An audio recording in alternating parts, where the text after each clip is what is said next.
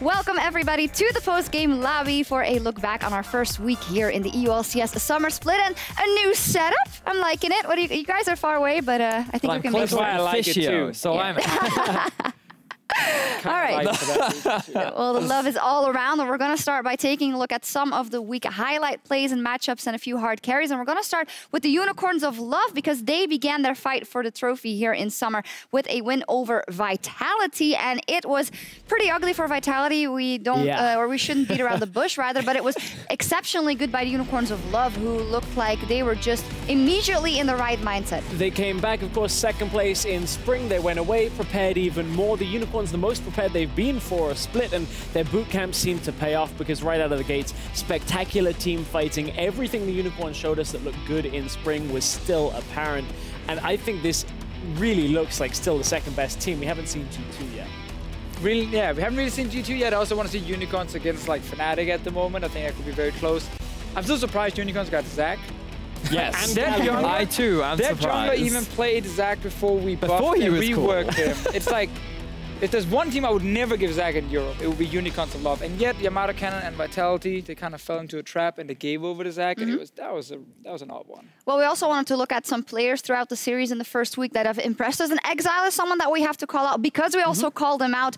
We said before the match of the Unicorns of Love versus Vitality, Exile couldn't really make it work in the finals versus Perk. So he is someone that still has room for improvement on the Unicorns of Love, and we were looking at. I think as an individual, he's a player that, very similar to Perks, has shown a lot of growth in a very short amount of time. And I think that what we've seen at the very start of summer is he's already coming into the split looking like one of the best mid laners in Europe. And I think that's one of the most exciting things we have here in EU, because we do have the return of some of the top talent in the middle lane. Didn't you also just say that about Caps? I did, because I think there's a lot of best mid laners. So I personally think Exile is just a step under where we have Febiven, Caps, and Perks. If I look at the mid laners right now, and that is, a lot of it is obviously based on last split and what we saw in playoffs when he did play against a lot of these guys, and not based on his current form, because we've only seen one series from him. But I just think the only problem for Exile is he plays so aggressive in almost every matchup, and I don't think he mechanically outskills these other guys, which means they can actually sometimes punish his aggressive moves, and that is why I can see him struggle a little bit. But I think actually he plays with his team extremely well, and that's where he gets his biggest bonus. I think Febiven's the more consistent player, but Exile to me is a big standout. He puts up massive numbers, and that's for me why I actually rank him ever so slightly higher. Well, we can also look at some moves from that other mid laner that you just mentioned, Caps, because Fnatic, well, they had a fantastic start, and Fnatic, they were hoping to climb back to the top of the EULCS, and well, a 4-0 start, you can't really ask for a lot more. They beat NIP on the last day, and they also beat the Misfits maybe more convincingly than in their series versus and this was a Fnatic that, again, another team that came in right looking from Spring Split, the same kind of thing, off a boot camp again. Another team that just strategically had prepared for this split. Still some of the Fnatic style with the Twitch, the Tristana in 2 games in the first series, but you can't doubt how impressive they looked against Misfits. No, I'm really impressed with the development the Fnatic made, the fact that they are so keen and hungry, and that they ended their split on a high, and they're continuing that high. I feel like that right now, they're yet to be properly challenged. I think that the reason why this game was so back and forth was because they made a lot of mistakes, which NIP were pretty good at trying to find winners to punish. And I'm looking forward to seeing how well they can do against the other top 3 teams that are currently sitting at the top of the stand. 38 KDA. KDA means everything. He is the best in Europe. Boom. There we go. There we go. Perks didn't even play yet. No. Caps, I think Caps actually... Caps is a guy, obviously, last split that we hyped a lot. We were like, this guy has the potential to be like the rookie of the split. A lot of the mid laners in Europe were talking very highly about him from Scrims and from solo queue. I think he showed some good plays in Spring Split, but he also had a lot of bad performances. Like he was very inconsistent together with the rest of Fnatic for the first half. But once they actually really started playing well coming into playoffs, Caps joined the team, and he also showed up big time. He did. I think he's continuing that trend right now. And again, that's why the mid lane pool in Europe, especially the top half, is very, very exciting. If you look at the top teams, there is not a weak mid laner up there. Yeah, maybe very brief before we move on. Misfits Gaming is a team that we expected a bit more from maybe in their first showing versus Fnatic, underperforming. Underperforming, but I think at the same time, we expect from the split as a whole the same out of Misfits around about that top 4, maybe challenging the 3rd place decider, but I don't think any team that changes a jungler with such drastic style difference to somebody who is going to have a shot calling impact is right out of the gates going to show that improvement. If it's still the same by week 5, week 6, that's when we got to worry about Misfits, in my opinion. But I think that while a lot of focus has been on the jungle, we've also seen a lot of individual underperformances like Alfari not quite stepping up, dying a lot of the times to very old mistakes that he used to make before he even joined the LCS. Down in the bottom lane too, a lot of matchups that those two should have been winning and really not. And like, I just feel that they need to get back to the caliber that they were at before they can even start integrating Maxlaw into what made them a good team last split. Yeah, and that's a story for a lot of teams that we've seen. Also Splice, they started off the summer playing versus H2K, and they couldn't really do that much in that matchup either, because on the other side, they found themselves against a very strong and collected H2K, who, by the way, also went 4-0 on the week. Yeah, we had some positive first few minutes of the first game for Splice, and then that was about it, because H2K like out-macroed them completely in the mid to late game, and then the second game was like the Akali Lucian game from Splice, where they fell behind early, as you can see on your screen, and it snowballed out of control. Like 23-minute game, I believe it was, in favor of H2K. Complete stomp. Odo Omne's mad that not enough people talked about how hard Odo Omne carried. So Odo Omne, yeah. This is us. I mean, we showed him die. We didn't show him get like 8 kills on Fiora, to be fair.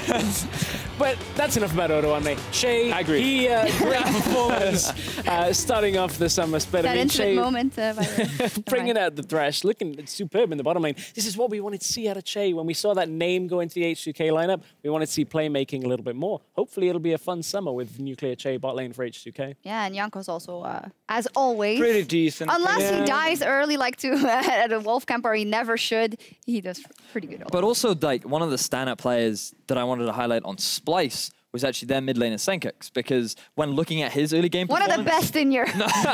One of the best in Europe. He, I felt like that in his initial game, like, he seemed to be playing a lot more confidently, and I felt like that, especially on his Orianna, he seemed to be a lot more proactive than what we've seen from him in the past. And Martin doesn't agree. I mean, it's fine if he doesn't agree, but like, one of the biggest issues we as a broadcast team have always had with Sjokz was that he never really did anything. Like, very early on when he first arrived, like, there was a lot of hype surrounding him, like his LeBlanc play that still sticks in the mind, right? But since then, he's been like kind of teetering just as average. He's been like a very average mid laner. And I, like, based on what I've seen from him so far, I have hopes for him. I'm looking at him and I feel like he could be a player that has more of an impact throughout the split. Martin?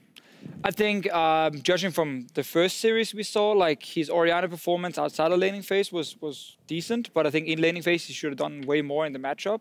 And I think the Lucian game he had right after showed some of the problems for him and Splice, like some mis-synergy between the lanes and the jungler. Like, Trashy died in the jungle, then suddenly Sjokz is going aggressive on Lucian, he dies, he falls behind, and I kind of agree that I think Sjokz has been like, just an average mid laner in the EULCS, which is not really a bad thing. It's not. Like, you are still an average mid laner. Best region in the world after Korea, obviously. After Korea, like, important thing to add. So I think he's the kind of guy I still want to see more from, but I'm not sure we will see that much more. I think Spice has kind of realized it is Wonder that we are playing around more than anything. Yeah, Wonder that they're playing around, and also the big question, could it be that what we've even hinted at in spring, has the ceiling been reached or not? We don't know, but it was only one series, so we'll have to see what they can improve on, and we're going to take a look at the standings after 1 week of competition here in the EULCS, where, well, the top teams, H2K, the Unicorns of Love, Fnatic, and G2 Esports. Not the biggest surprise. As said, Misfits not showing up is kind of the biggest, trump card over there. The one surprise that was there that we didn't talk about, G2 Esports with 3 substitutes get the series win.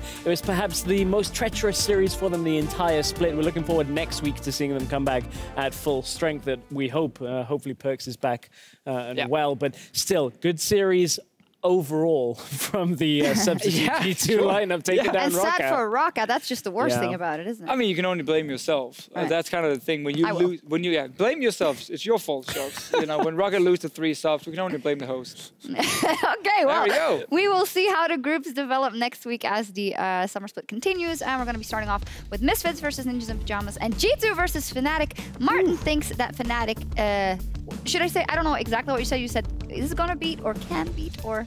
Oh, I think they can definitely beat G2 in this series. Even after today's performance, you think so? I mean, I think with G2 coming back with the full roster, barely having scrimmed, like, I can see Fnatic take this series. I'm not saying they're favorites, but I think they can definitely take this series. I'm really excited to seeing matchups like the NIP versus Misfits, based on what we've seen today from NIP, and as well based on the underperformance that we've seen from Misfits. How many of the issues can Misfits shore up coming into next week's matchup? Then atop a Group B clash to round out week 2, Unicorns, H2K, another hype matchup. There's so many good matchups next week. Yeah, you know why there's so many good matchups? Because it's 4 days of action. Woo! No rest for the What do we call that week? We called it a really exciting cool, week. awesome week. Yay! Faded. All right, cool. And we'll be starting at 5 p.m. also on Thursday. Well, we will also be checking out the changes on patch 7.10, your top plays of the week, and much more. So if you are joining us in client, be sure to hit up youtube.com/LOL Esports for the full-length edition of the post-game lobby.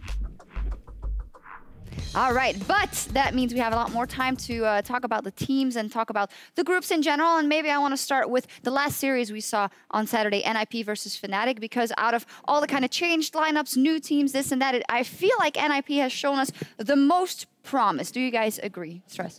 Yes, out of the new teams, I do. I even think we were talking about this a lot during the NIP series, that Vitality didn't look as good as NIP, Misfits Gaming didn't look as good as NIP what looked either. good about NIP? I think the fact that they showed they can play around Profit, and Profit can at least provide a lot of pressure out in the side lane. He played Javan, got 100 CS up over Soaz, and consistently was pushing.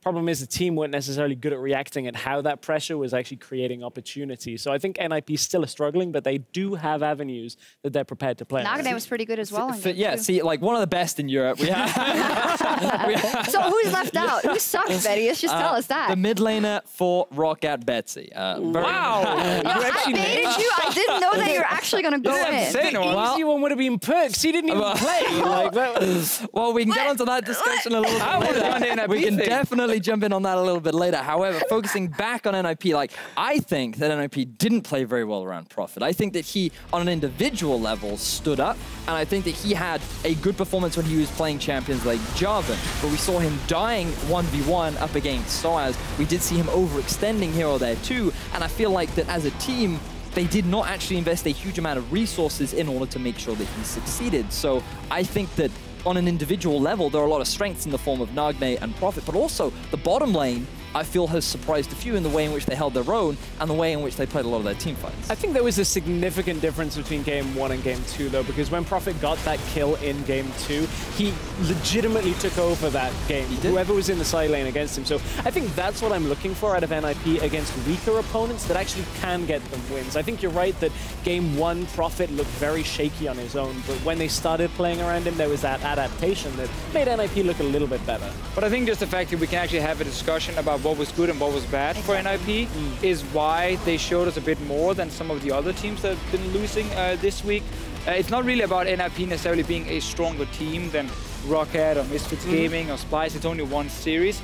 It's more the fact we actually saw something where we were like, ooh, that's a positive. Yep. You know, there was something here. Nagne's second game as an example. His first game, on the other hand, wasn't good, and there was some clear miscommunication. But I like the fact that there is something we can actually look at and say, if they can continue with like Profit's individual play or Nagne or Talia, hey, there's something we can actually look forward to. You spoke about Nagne. Some of the games where there's pings clearly on a jungle coming towards mid lane and he just sits there, pushes another wave. That happened multiple times that hopefully NIP can work on and rectify with Nagne, because that's the kind of issue that's going to get punished again and again. Yeah, and now we talked about, you know, a few positives for NIP, and as I said before here, we didn't really find anything on some of the other teams, and that's a concern, I feel like. Or small things, right? Like a good early game for 10 minutes by Splice, a good early game for 10 minutes by Vitality. Mysterious Monkeys, actually, and that was what was the most obvious, I think, over the first week, is that the beginning was maybe in the first game always kind of good for these teams that we were looking at to improve the split, or for the new teams coming on. But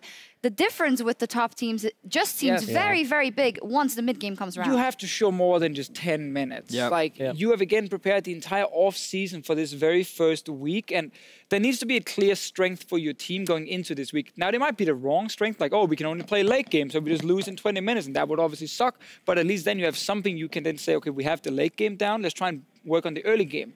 For the teams we have seen going down 0-2 this week here, a lot of them actually felt like laning phase kind of iffy. Pick and man phase not too great. Ooh, your team play is actually pretty off as well. That's a lot of things that you got to work on, but obviously that was against some of the top 4 teams. It was, and there is a gap.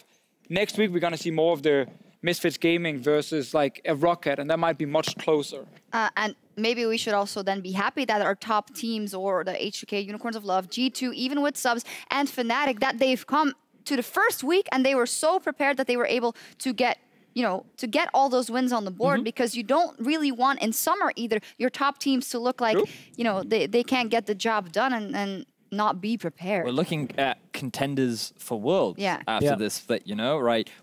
Everyone is pretty confident that G2 is likely to be at the top, very likely to make it to Worlds, but then it's very much a debate about the next 3 teams that follow, because we do have such a close fight initially from what we've seen between these top 4 teams. And what we obviously want to see here in Europe is that the bottom teams level themselves up to better challenge the top teams, because one of the big debates was, you know, like, why are we sending G2 to international events? Why is it always G2? And a lot of the blame went on G2, but then the actual blame started to move towards like Fnatic and H2K, and you were you guys should have been better to knock them off that pedestal, right? Like, you guys need to level up your game, and it feels like to me they took the message and they've come into this split ready. Yeah, and I do want to give you a chance, Vedius, if you want to say anything else about all the mid lane talent and how everyone's been doing, because I do feel like I've thrown you under the bus a little bit and you took the bait. Stuff under that okay. But I do honestly feel that based on what we've seen, like, Betsy is underperforming and Nukeduck is yet to step up too. Like, for me, these are 2 mid laners that, given the immense talent that we do have here in Europe,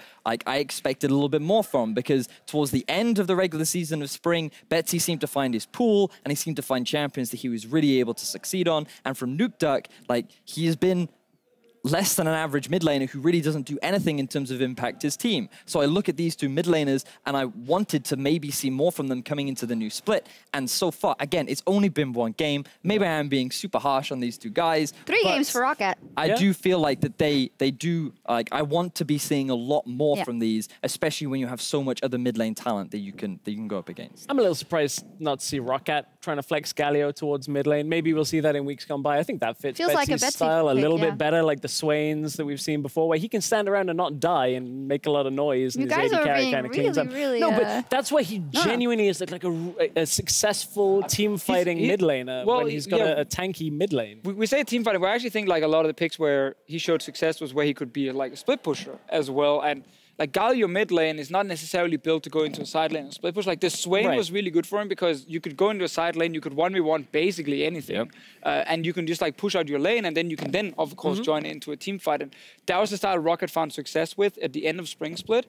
They're obviously going to try and do the same, but they put him on Syndra a few of the games, and one of them worked out okay, and the other one kind of backfired for them against G2. And then the Lucian game where he loses both summoners and kind of gives away both summoners actually early on.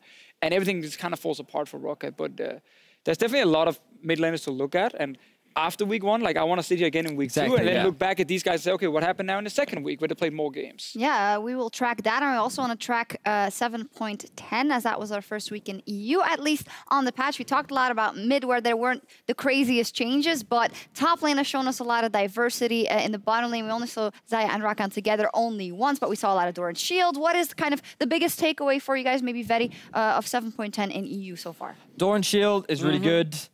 Nice. Gargoyle Stoneplate is really good. Like, largely on bruises, and particularly we saw the impact that Jarvan can have on it, because you go like Black Cleaver into like a damage item. We haven't seen any Death's Dance yet, which I think that as a few weeks go by, maybe it'll be picked up a little bit more. But then you third item Stoneplate, Gargoyle Stoneplate, and you just turn from a like one-shot tanky top bruiser into pretty much a tank, because you get so much defensive stats and so much bonus HP that it is a really effective item that I think we'll see utilized even more and more as weeks go by. We've seen some fun builds out of top lane, a couple of different Galio builds. The generic one that we've seen, where you get like the Abyssal, you mix it in with some other tank Righteous items. Glory! Stoneplate. Then we've had Chachi with Medjay Soulstealer Iceborne Gauntlet Galio, where he's just trying to kill everything. And then Jisoo trying to get the Righteous Glory. That was weird. Quickly. That was weird, because I'm like, you have an ult that covers half the map. If you're in Righteous Glory range, I'm not really sure what's going on there. But Galio is an unkillable champion. This champion is disgusting when ahead.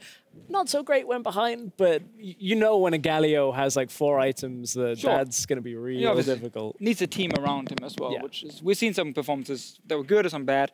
Rift Herald, for me, is kind of thing to always track in LCK, you know, Demacia Cup in China, NALCS and EULCS as well. Like, so many different uses of Rift Herald. Yeah. Some of them have just been like so bad, honestly, and some of them have actually worked extremely well. I think most of the time, Rift Herald has just not been that impactful. And like, teams will get it, and then they will maybe get a tower, or they will get like 80% HP on that tower, and then that was kind of Rift Herald done for the game, and it didn't really change a whole lot. And this might, or it probably is because it's not that strong. Like, it's not overpowered by any means, but it's also because some teams are just not playing around it very well. Like, they pick it up, support face check and dies. They can't actually place it for another 2 minutes, and then they kind of run around and be like, oh, let's put a top lane for nothing, and then they don't get anything. And I think Unicorn showed us you can play around it as well by pushing out mid lane really hard and then actually fighting the enemy team when they've got it. So there are certainly ways around it once the enemy team pick it up. Definitely. Well, if anything, we've seen a lot of action here in week 1, and we're going to check out the top plays of the week, brought to you by Acer, starting out by a tweet from @ScenarioLol. He was blown away by Rockat's Rakan Galio wombo combo in their opener versus G2. Let's take a look. Though that's going to be the combo. Galio now coming into the backside. Oh, that's a wombo! Equalizer comes out, but it's not even going to do a thing because Foxy just going to back off. Decent damage comes in for Sven, but that's the coordination we were waiting for from Roccat. It's like they gotta To me, that seems like such an unconventional wombo combo too, because when I remember wombo combo, it's like a Moo Misfortune, like that kind of a wombo combo. But seeing these new creative ways It's to 2017, kill everyone, Betty. I think it's really cool. 2012. Yeah. But it's cool. Disgusting. That it is. Next one from @BestWeeaboo writes, Quadra kill for EULCS. Who saw that coming? Superior pathing must be the answer. There we go. Auto up, waiting for the passive to get ready, gonna walk forward. EULCS gonna grab that one though. Kills keep coming, Foxy running for his life. Sven Jarn's in the pinch, but no, it's Sven on the backside. So much damage, Lewis getting the double. Bounce, bounce, bounce, looking to get a little more. That's the triple for EULCS. He wants to make it a quadra. Let's keep it up, folks. Let's follow him down. That's 4 kills for EULCS. Yeah, we got to just highlight the fact that, well, Blanc and EULCS, as an example, also Sendo, but they just subbed in and they had a fantastic series. And obviously, EULCS in the interview afterwards as well that I saw today, saying, "Well, hey, I deserve a chance. Look at this." And I have to say, I underestimated him a bit, and he played a fantastic series. Got his revenge on Pride Stalker for Definitely did. Yes, he the did. promotion tournament playoff in CS games where EULCS didn't look quite so hard in that. It's just a hard thing. There's only room for so many players in the EULCS, and the European team's not really using subs a whole lot. So that it's hard to fit in everyone because there's a lot of guys in Challenger who actually would be good enough to play LCS. I wish the EU teams would start having a few more guys on the rosters and they could maybe sub in a guy like EULCS in certain games. Yeah, great point. And in this, well, they needed someone, right? Sure. So maybe that's more. perfect. See. All right. Last tweet is from @WeebyBison. Tweeted, "Hey, rookie EULCS viewers, this is Reckless. He kills people with weird things." Flash forward, play in. Hans Thomas in trouble. Exhaust goes down. Where's the backup? CC ticking down on that side. Charge goes in. Leap forward from Reckless. Has to be careful, but there's the Shen ultimate. Perfect timing on the first blood. Max Floor's in no man's land. He's going to drop. Power people flashing forward. He wants to get something back out. Fari is here as well. Taunt connects onto 2. Power still alive, but there is no mana in that bag. Bam! Ignar going to drop as well. Triple for Reckless, and that is a nice start for Fnatic.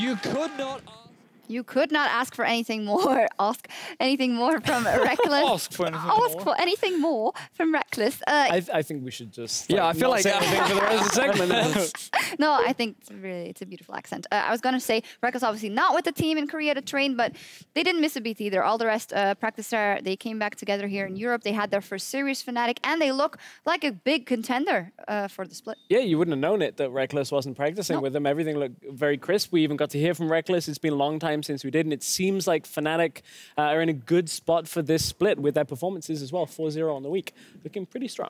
Yep, we will see how everything evolves when we are back next week for more big plays next Thursday as the EULCS continues with Misfits Gaming versus the Ninjas in Pajamas, G2 versus Fnatic, Unicorns versus Monkeys, Bunnies versus, what is the Roccat? Like a cat. Is it a tiger or is it actually just a cat? Cheetah? Isn't it panther? Leopard? A panda? Did you? No, Panther. Oh, panther. Oh, yeah. That makes way. We need a I was like, hang on. Reddit Roccat guy to tell us. Oh, we've a got mouse the is definitely samurai not a versus- mouse. I know, it's a cat. Right? It's just a cat. It's a big cat. snakes versus monkeys, everything's going on here. Wow, that was some good insight about next week's schedule, guys. The zoo in the European League of Legends. It's kind of cool. It gives a lot of flavor. Well, anyway, we will see how all these zoo animals can do next week. We're talking about this, of course. Thank you very much for watching, and we hope to see you again as the EULCS Summer Split continues next week. Have a fantastic night.